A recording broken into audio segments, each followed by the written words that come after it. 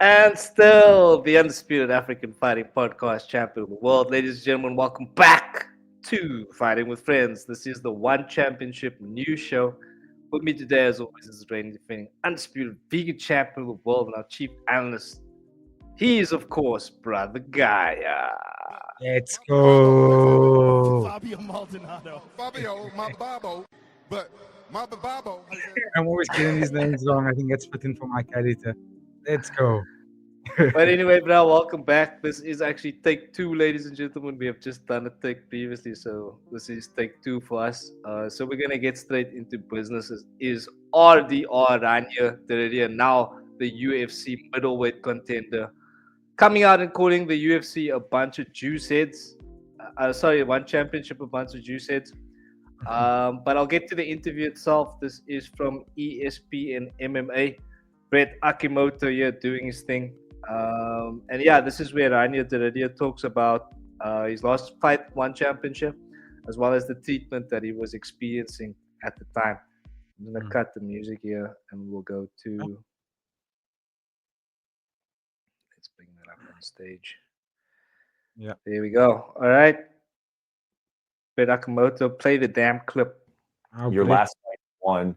Didn't go your way. The fight ended with you not even wanting to get up off the ground to continue on in that fight. Where were you? Like just mentally and like, were you down? Or were you like were you contemplating the end of your career? Like you were in an organization that you weren't getting fights very frequently. Like it's so easy now, hopefully, to talk about it because things are going so well. Were you pretty low, or were you getting through that time pretty well?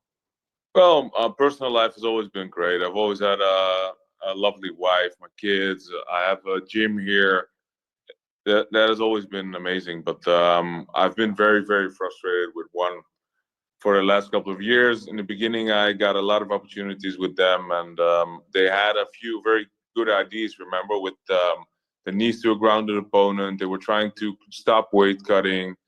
They had a lot of cool stuff going, but they were supposed to do drug testing and stuff.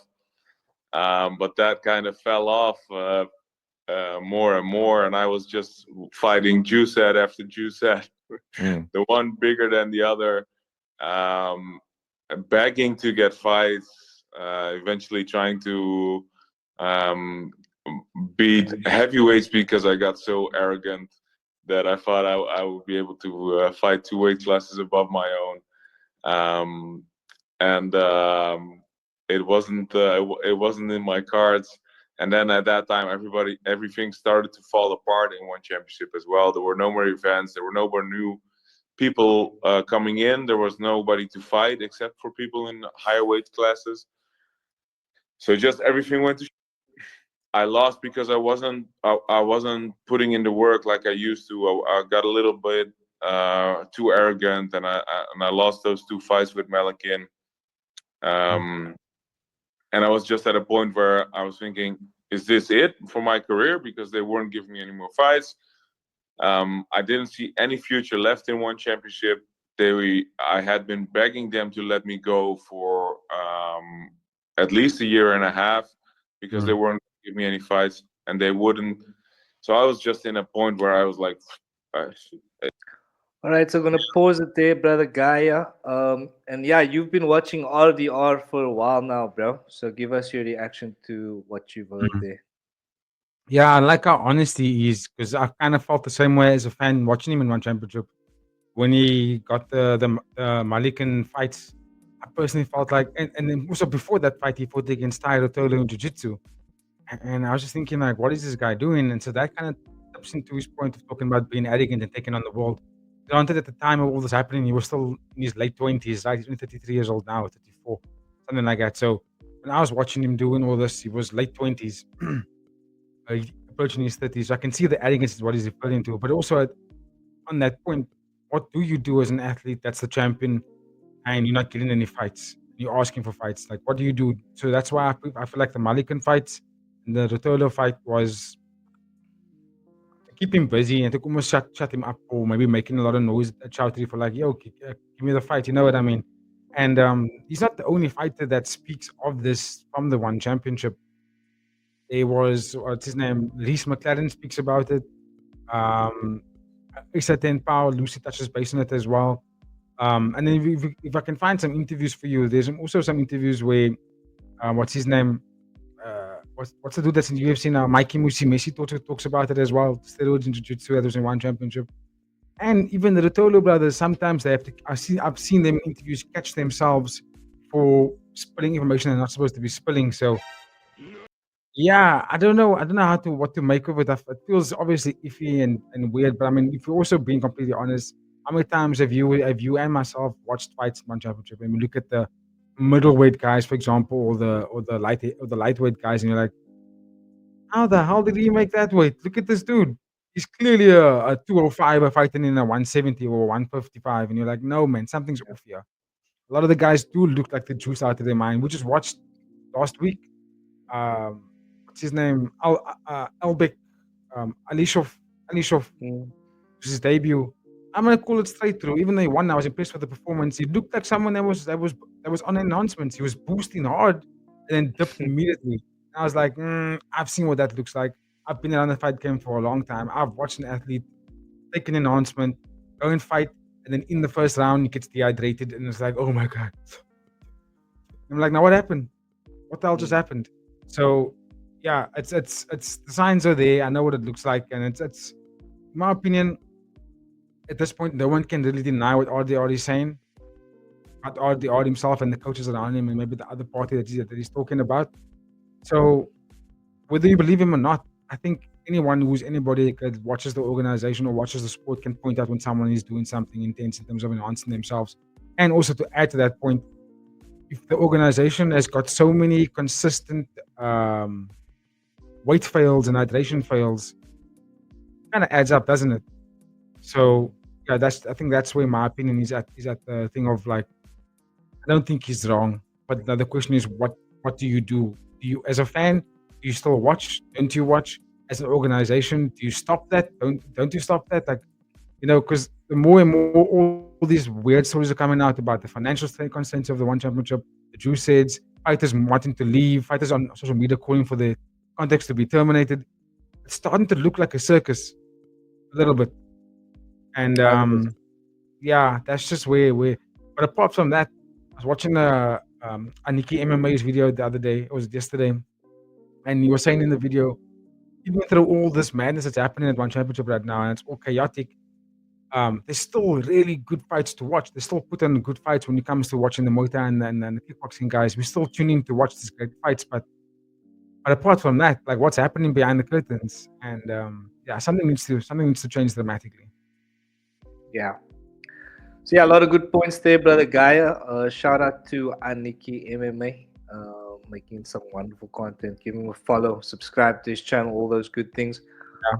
But bro, just in terms of the steroids, because I mean, again, it's something that we have discussed quite a bit in the past, and I Yeah. mean, quite honestly, bro, I'm happy to have it in the fight game, bro. Like, if it means that we have to have a division where it's kind of like boosted was the word we used.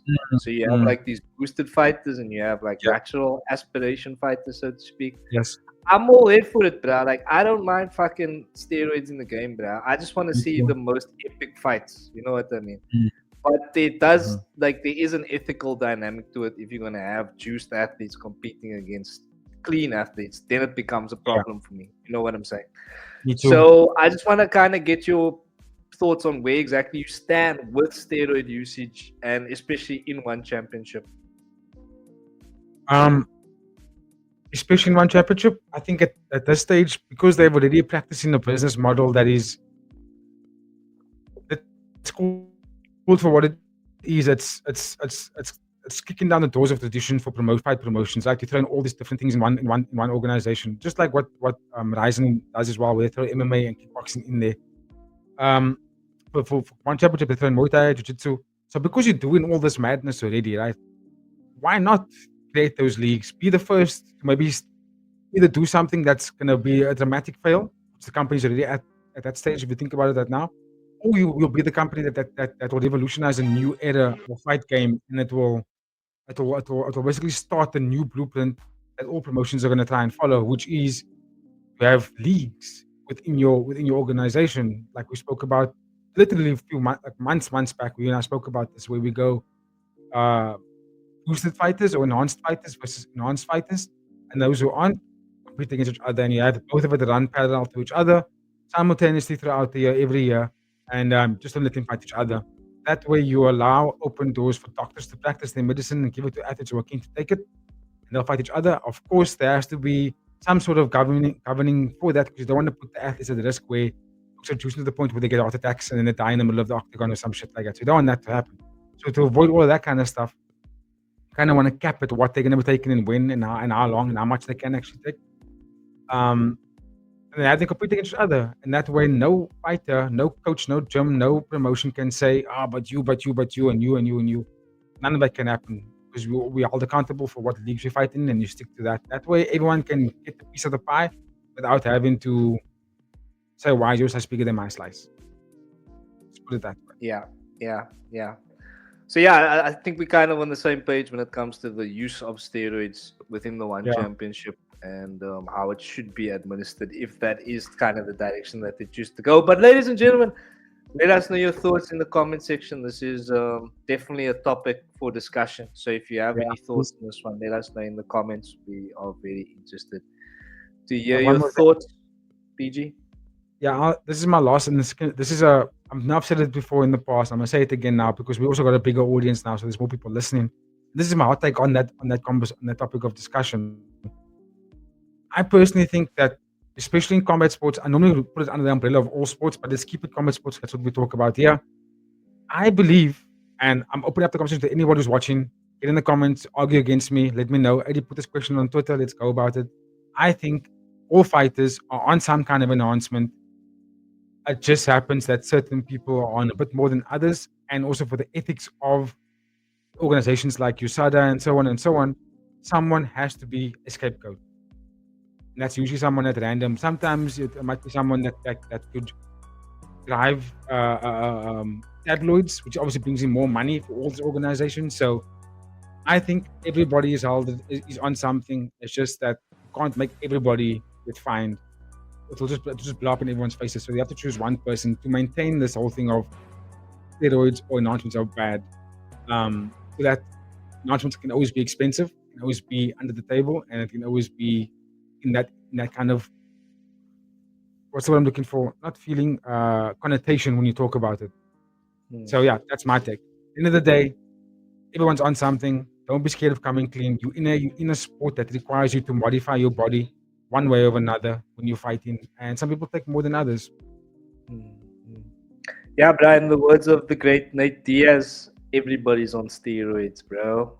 So that might even be truer than we. I mean, everybody kind of took it as a joke, but it might be true, bro. Might be true.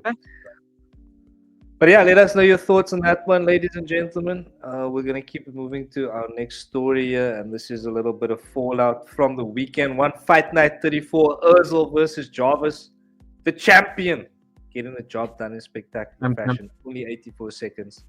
On the co-main event, we did have Rungrawee versus Yusuf Asuik. And PG, you were screaming daylight robbery on stream.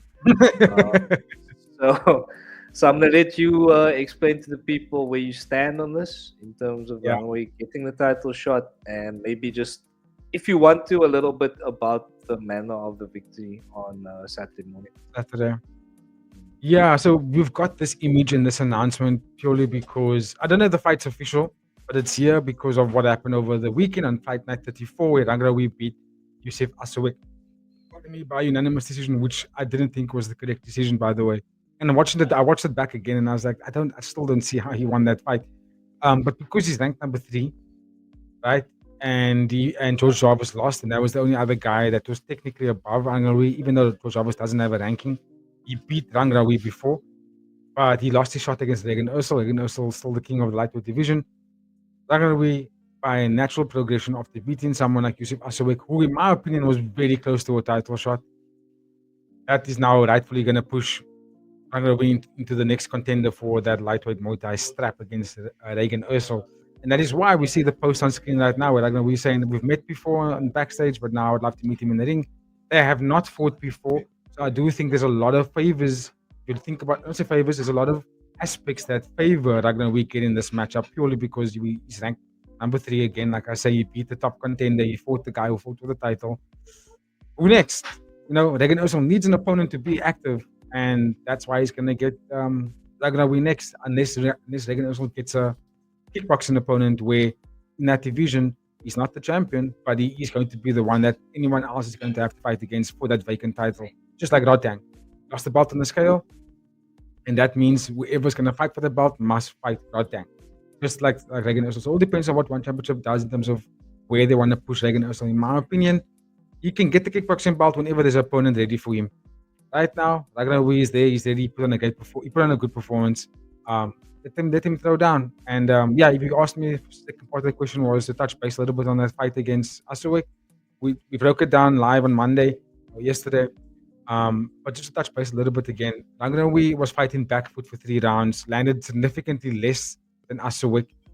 He was counter-striking a lot. That's also because he had no choice but to counter-strike. He couldn't go forward. He couldn't really lead the dance the way he would like to. So I would say, if anything, I'll probably give him round 3, but I think he definitely lost the first 2 rounds significantly. But the fight he won it. They gave it to him, and he'll get Regan Eersel. I think Regan Eersel will smack him in round 1, just like he did to George Jarvis. Well, there you go, ladies and gentlemen. If you did miss our recap, you can check it out on the channel. We'll leave a link in the description. Maybe we'll pop it in the top right corner, left corner, Definitely in the corner at this time of the video. But anyway, I mean, it's difficult because the man is so good. He's beaten pretty much everyone.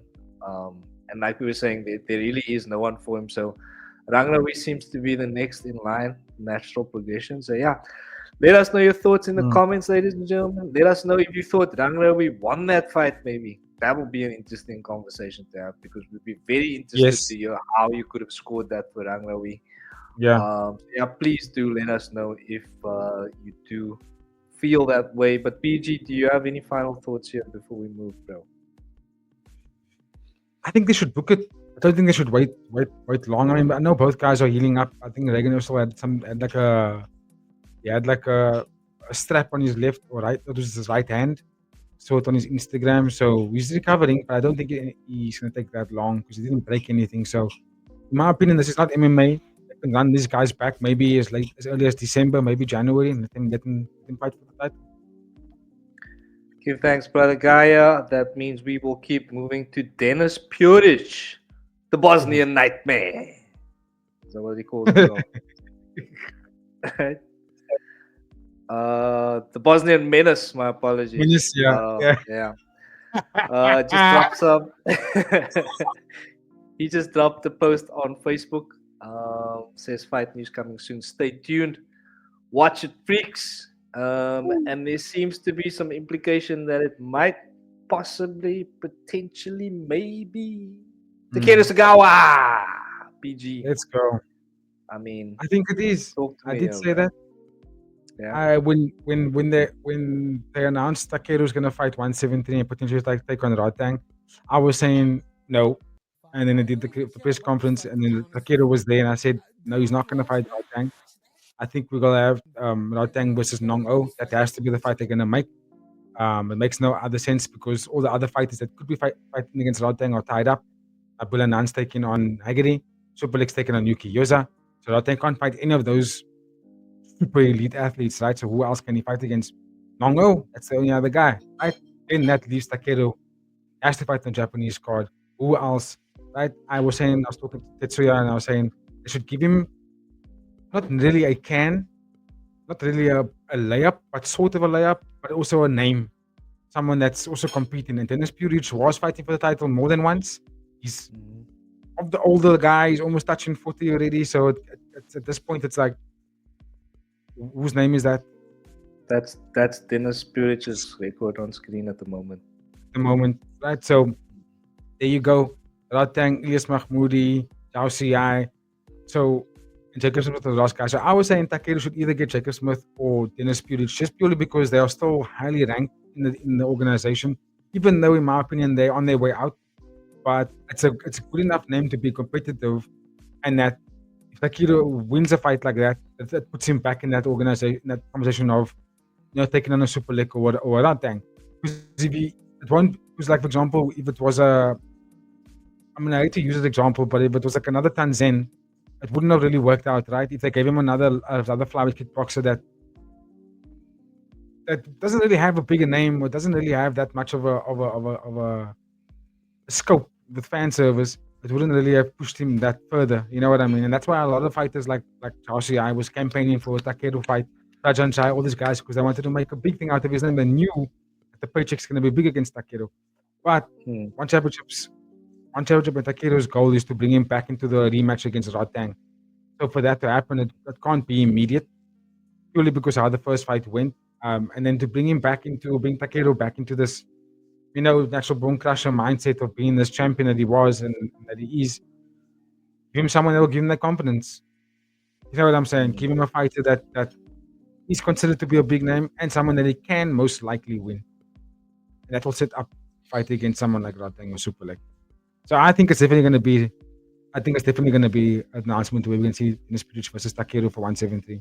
Because also, if you're being completely honest, who else that will campaign for this fight Yeah. and it will actually sell the fight because he's in the rankings for the Muay Thai division flyweight. You know what I mean? A lot of the other Rajan Chai is a champion in strawweight. He's got unfinished business with JDB. He's fighting against Alif. So it won't make sense to put them up. These guys can't actually get the fight. So there has to be someone that is active in the flyweight kickboxing division, either in the top 5 or just outside of the top 5. And there you go, Denis Puric. Yeah, I mean it's difficult because we just don't have. It seems that one championship don't have the roster here, and everybody else seems to be tied up with each other. And then there's Yes. also the additional factor that they don't want to make Japan versus Japan, so that Yeah, kind of yeah. limits your possibilities here. For me, bro, honestly, underwhelming. A little bit disappointed if this is going to be the fight for Takeru at 1173. I'm really always expecting major money fights, like massive fights with him, because that's what it's been. I mean, bar Tanzin. But he's realistically he's 1-2 in the one championship, so maybe this is what he needs to kind of springboard himself into the final part of his career, where he'd be able to kind of shine, so Exactly. to speak. So yeah, a little bit disappointing here as a neutral, but yeah, nonetheless, let's hope for a good performance from Takeru on the night. And he can dazzle us either way. And yeah, we never even know. Denis Puric might pull something off too. You can let us know in the comments, ladies and gentlemen. That's Do going you to be a have tough any fight for him. final thoughts, PG? Yeah, look, I can understand why it would be underwhelming as a fan, even casual or enthusiast for fight fan. I think it is a bit of an underwhelming one, purely because Denis Puric is literally on his way out. I think he might have been coming out of retirement for this one. So I think It's a personally tough they could sell. have given him, they could have given him Takeru, someone that is actively trying to climb the rankings. You know what I'm saying? So like Kalilov, Ajir Kalilov, who fought literally twice this year already. He's ranked number 5. Yeah, he's ranked number 5. He could have been another opponent because he's like basically 1 or 2 fights away from making a shout to take on number 1 contender. There you go. That would have been a much better sell, right? Taiki Naito also puts in a good argument because of his ranking, but like you said, they won't do Japan versus Japan on the night of a Japanese card. Maybe a different fight card, but not this one. And if only Mahmoodi's suspension was done, that would have been the perfect opponent. But he's not there, so up steps Denis Puric. And also in terms of kickboxing, you did say that the roster is not that big, man. There's a lot of Thai guys, and that let's be honest, when they go over to kickboxing, It's not the same. they don't fight the same. Yeah, they just look very different. They look like they're a B version of themselves. You know what I mean? Yeah. They're not them at their maximum power, and so they just look different. And there's not many fighters in the flyweight mark that will be willing to step up for that in kickboxing as well. Maybe the Stupid twins kickboxing gloves that would sell really well, but they're not fighting for kickboxing title. They want to do Muay Thai, so it's a bit tough, yeah. And that's why we got Denis Puric. Yeah. I mean, it is what it is. But yeah, again, Takeru does have that kind of star power where he's able to he's able to put on a magical performance by himself, bro. So let's see. Hopefully, he'll do something great on the night. He can just go into the ring and do katas, bro. People will be like, ah, Takeru.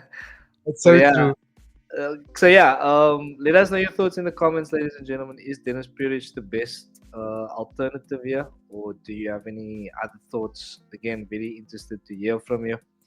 Yeah. But all right, then, BG, we'll go to our final story of the evening here, where we have Rolling Thunder, Suablack signing a new contract with One Championship, bro. That Big title things. run is very much underway right now, BG. Give us your thoughts here, bro. Super hype. Super hype. I just wonder what that contract looks like in terms of, um, how many fights does he have? Is there a path to the title? Which division is he going to stay in? Is he going to stay bantamweight? Is he going to go flyweight? What's the buzz here? How much is he getting paid? How much is he getting paid? Like, Because I watched that video yesterday, and look at fighters don't get that big of a pay when it comes to Thai guys in One Championship. Not so much the non-Thai fighters. But okay, the contract does say $100,000, so that's still big. That's still big change. Big if you money, ask bro. me. Yeah, that's a lot of money, and More that's money than exciting. I'm gonna make this year. It's an exciting it's an exciting deal because it's a very, very popular and great fighter. Someone that can really step up. And correct me if I'm wrong, that this fight that he had in the last one was that flyweight. The I have no yeah, idea. he was. Yes, it was. It's 140. No, Check for you quickly. 135 is their flyweight, not 125. So he was making 140 kick. That was a 140 kickboxing bout against Sankatit. So he's kind of you can see he's trying to cut down 140. from the bantamweight division. He's trying to go down a division. So let's see what it looks like. Or he's trying to go up. He's going up. He was fighting flyweight. Now he's going up to bantamweight. So which makes sense for someone who's packing so much muscle, right? Now he's gonna have an easier weight cut. He's gonna have an easier way to sustain that muscle density and not be so tired when he's on the fight, or not be so easy to put away. People were able to put him on his bum very quickly. They were able to knock him out so fast. I think that was largely because the weight cut was just killing him all the time. So I think I'm hoping that this contract keeps him and holds him accountable for staying in the bantamweight mark, because that fight against Sankatit, he was undersized against Sankatit and he put on a performance of a lifetime. So I'm hyped to see Suablack still in the organization. Let's go. Title run starts now. There we go. Confirmed by BG that title run is well underway. Honestly, though, Brad, even though he like weight cut, and you do make a very good point about like he was very chinny Yes. at flyweight. But even having said that, like I still feel like him versus Takeru would be more of a fight at Yes. flyweight. Honestly, because If I he think can that because that win was a kickboxing fight, right? The one Friday fights. Yeah. Yes.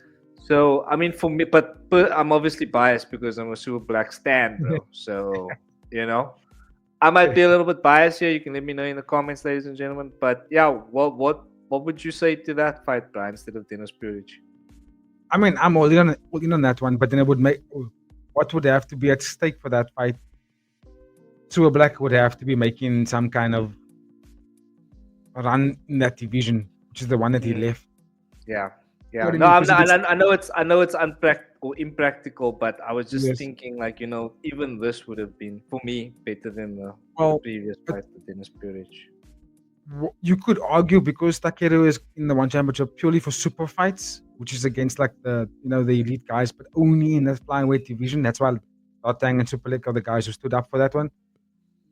We're going to Japan, and Takeru isn't really at this stage going to make a title run. He just wants to take on the best guys, right? And that's why he was going for Rotang and Suablack.